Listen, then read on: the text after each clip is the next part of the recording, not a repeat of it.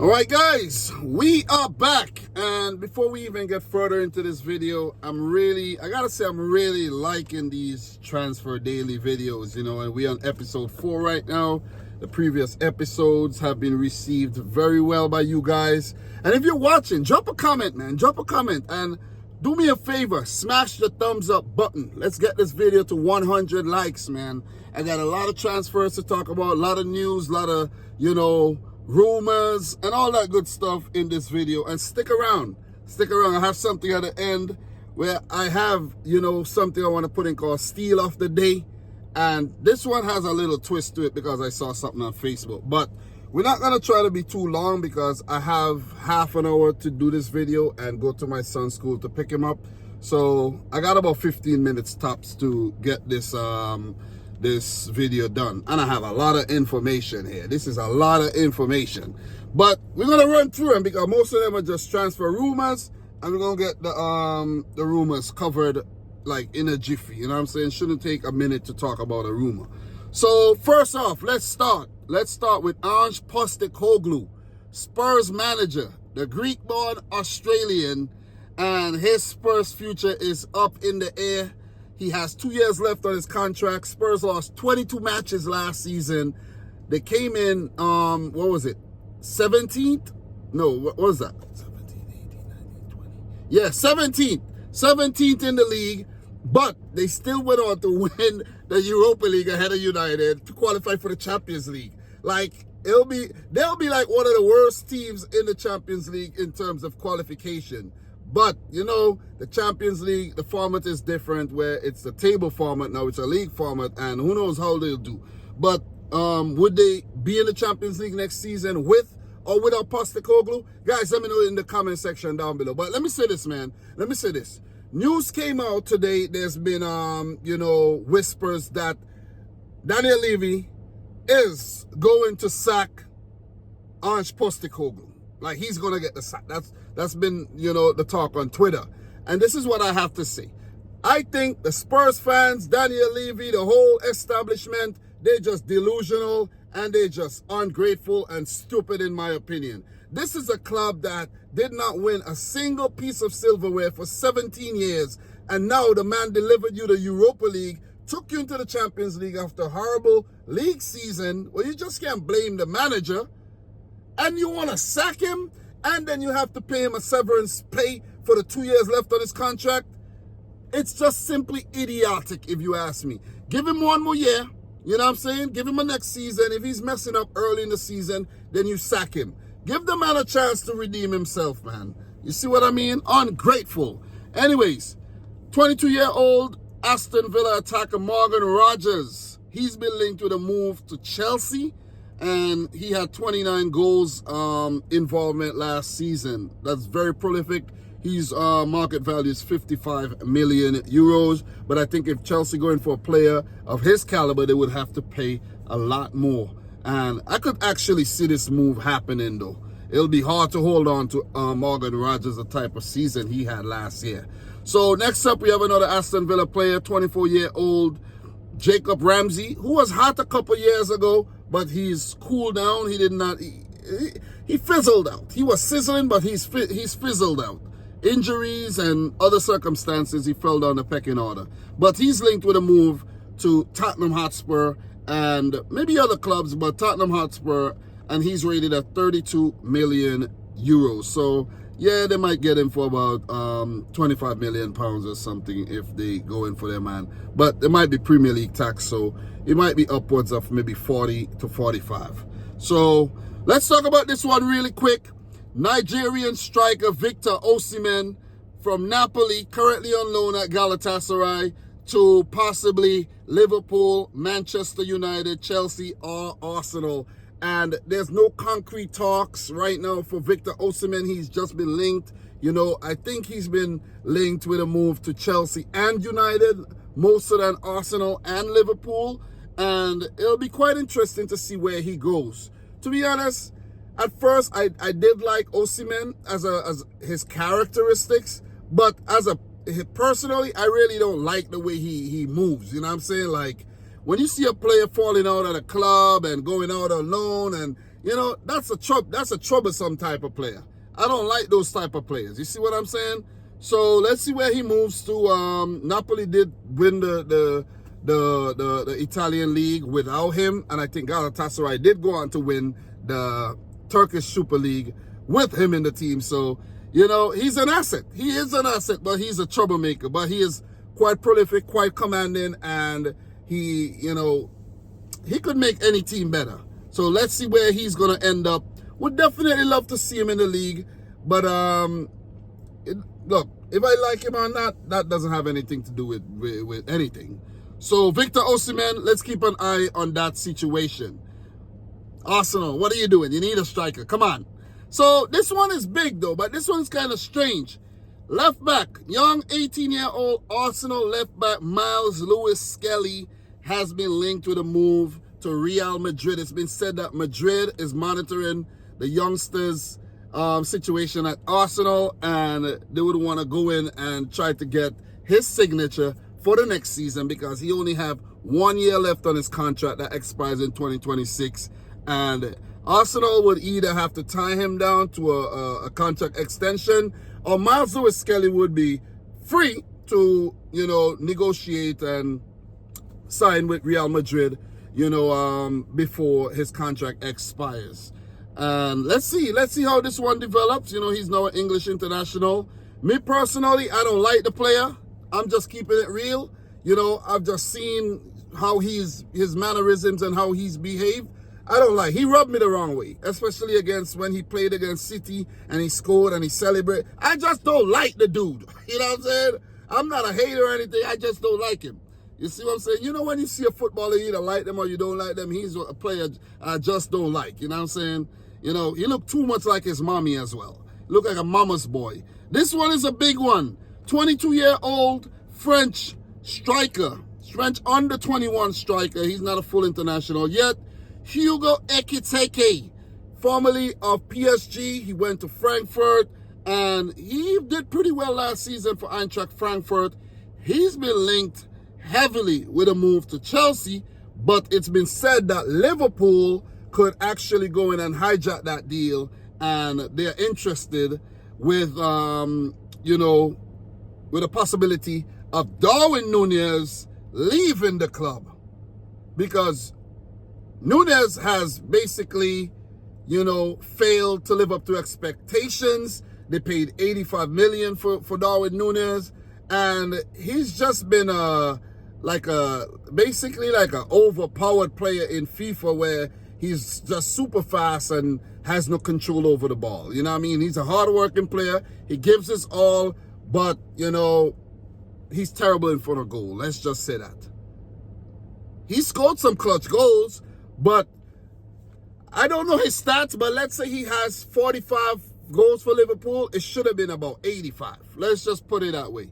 The man is not clinical in front of goal, and I think if Liverpool are to go on, if they want to go on to, you know, win more trophies, defend their Premier League title, you got to get rid of Darwin Núñez. You got to improve. You got to improve. You got to look to where you can improve, and Darwin Núñez could, you know, that could be a player that you could improve on.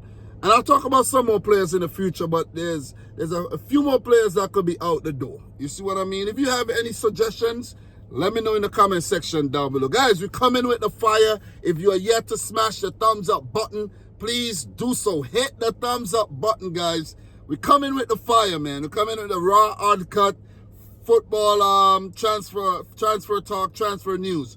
Kobbie Mainoo, Man United to Chelsea. That's a link that I saw floating around. And since the back end of the season, well, let's just say since Ruben Amorim took control of the club, Kobbie Mainoo, who was a breakthrough player last season, was relegated to the bench. And I was like, whoa, this is Mainoo, man. This guy played for England, everything. I think last season, 2023-24 season, he broke out, and he's now a bench warmer at United. So Chelsea want to bolster their team, any team, maybe a Crystal Palace, a West Ham, any team, any forward-thinking team, you know, could go on and sign a player like Kobbie Mainoo, who gives his all out there on the field. So he's been linked with Chelsea. Let's see. Let's keep it moving, man. Let's run through the next few. Jared Branthwaite has been linked with a move to Chelsea as well from Everton. He's going to cost upwards of 70 million euros. He's been highly rated, and let's see where he's going to end up. Also been linked with a move to Man City for quite some time. Son Heung-min, Spurs. The Saudi clubs are hovering like vultures for the South Korean international signature. And now he's won a trophy at Spurs. Let's see if he's going to move on. But I don't think Son is motivated by money and, you know, and all those superficial things. You know what I mean? So I think he's going to remain at Spurs. Bruno Fernandes, Man United to Al Hilal. It's been said that Al Hilal could put in a bid for £100 million for Bruno Fernandes. And I see it happen because, listen, that's chump change to these guys over in Saudi Arabia, you know. And it's been said if Bruno Fernandes accepts Al Hilal's proposal and moves to the Saudi League, then Man United are going to go in for current Sporting CP midfielder Pedro Gonçalves and he's rated around 80 million euros. And he's played on the Amorim while Amorim was at Sporting, and he's been a Sporting veteran for some time, and he's been highly rated for some time. I'm surprised Pedro Gonçalves is still at Sporting CP, you know. But let's see how that one develops, though. Liverpool fans, I know you're going to love this episode because you'll be linked to the 25-year-old defensive midfielder Ederson, the Brazilian international of Atalanta. He's rated around 50 million euros. He's also been heavily linked to the move to Manchester City. So let's see if he's going to move on and, you know, play in the Premier League. More Liverpool news. Luis Diaz, he's been linked to the move to Barcelona, Al Nassr, and I've heard whispers that PSG are also interested in the 28-year-old Colombian international signature. He's fast, he's swashbuckling, and he's highly prolific. You know what I mean? I like players like Luis Diaz, you know. Remember that vintage Leroy Sané before he went to Bayern Munich? Oh my God. Listen, players like that, it's just a dream to watch as a football fan. Benjamin Sesko, RB Leipzig, he's been linked with a move to 4 different clubs. Arsenal, he's been linked with a move to Arsenal the most. You know, Arsenal links are the strongest. But Arsenal are kind of indecisive right now. They don't want to, you know, it's like they don't want to pull the trigger. They're interested in Victor Gyokeres as well. They're interested in Sesko. They don't know what to do. If I'm Arsenal, I'm signing both of them and seeing if I could include players in the deal or sell some players to fund the deal. Something. Get the deal done. Or someone else is going to go in and swoop that player. Because let's say if Darwin Núñez gets sold, Liverpool are going to need an attacker, or maybe Liverpool want to add another attacker. There's Luis Diaz potentially leaving, Darwin Núñez, maybe a Diego Jota potentially leaving, and you could go in for a player like Sesko or definitely Hugo Ekitike. So it's been said that Ryan Aït-Nouri from Wolves to Manchester City is very close. The player has already said yes to the Man City project. Who's not going to say yes? You know what I'm saying? Who's not? Maybe if you're Alexis Sanchez or Jorginho, you know what I mean, you're going to say no and then go on to another club and flop over there. Maybe that's what it is. But, you know, maybe some may say Jorginho didn't flop at Chelsea, but it's whatever. But still, Ryan Aït-Nouri is going to be, okay, I don't know who's calling me here, but we're going to ignore that call. But Ryan Aït-Nouri is definitely going to become a Man City player. He's young, 23 years old. He's been in the league for quite some time, and he knows the territory, and I think he's going to be a great addition to the Manchester City squad. So we're going to wrap things up, and with the Ryan Aït-Nouri news, it's been said that Valentino Livramento from Newcastle to City is going to be way more difficult, seeing that Wolves are not so reluctant to get rid of Ryan Aït-Nouri, like collect the money, maybe bring in another player, but Newcastle wants to keep Valentino Livramento, and that's a good thing because it means that he's highly rated.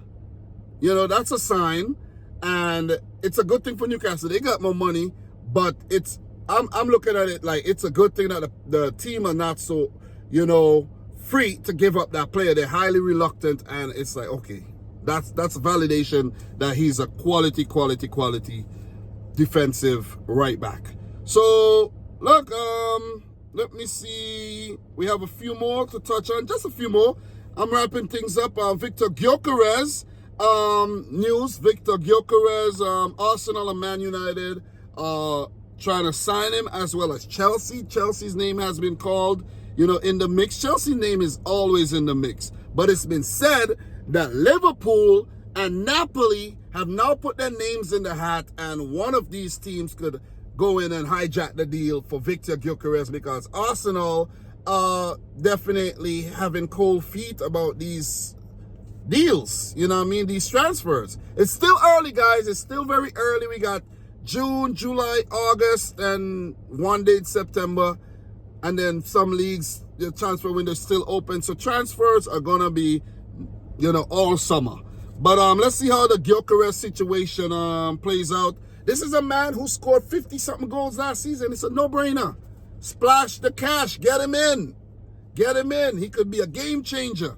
And it's been said that the Florian Wirtz to Liverpool deal is kind of being held up. It's stalling, where by Liverpool put in a bid for 130 million, including add-ons. But the difference between the two agreements is that Bayer Leverkusen probably want about 15 million more in the deal, probably take it up to 150 million. So it might be like a 120 plus 20 million add-ons or something like that. So they're just working on the structure of the deal, and that's what's holding up everything. The player has said yes to Liverpool, and I don't think Wirtz I don't know if he's a type of player that would just force the move and say, sell me, man. I want to go. Just sell me. Stop playing games. Just sell. I don't know if that's going to happen, but let's see. Let's see if Liverpool are going to go in and get their man, Florian Wirtz. If they bring in Wirtz for that type of money, of course it's going to be broken up in installments and all of that, but they're going to need to sell players, or players going to need to be included in the deal. I've been seeing things on Twitter that Harvey Elliott might be put in the deal. I don't know. Let's see. Let's see how this one goes, man. And last but not least, guys, steal of the day. I just saw something on Facebook that let me just answer this really quick. Yo, man, I called you my mistake. Yeah. Everything good, man? Who, me? Yeah, man, of course. That's good. That's how it should be. Yeah, that's how it should be, man. But, yo, I'm in the middle of something right now, man. But we gonna talk. Yeah. Yeah, so I saw something on Facebook, and it said that Raheem Sterling, man, he's 30 years old right now. He picked up 0 goals, 2 assists in the Premier League for Arsenal while on loan from Chelsea last season. Failed loan move. And he's on about £300 million a week salary. And he has 2 years left on his contract.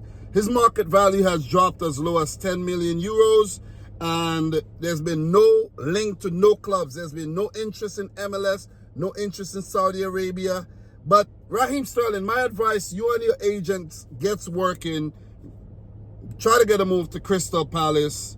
Try to get a move somewhere, because Chelsea don't want you. He didn't do too bad at Chelsea, 81 matches, 19 goals, 15 assists, 2 seasons.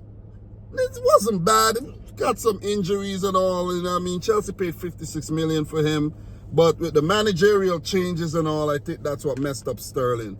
But Sterling is currently stealing for a living.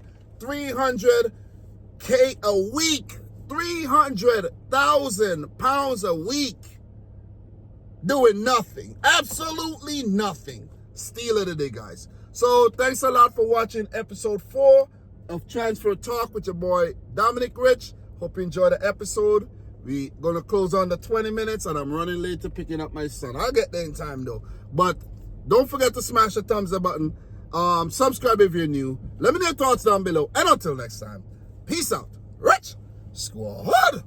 Peace.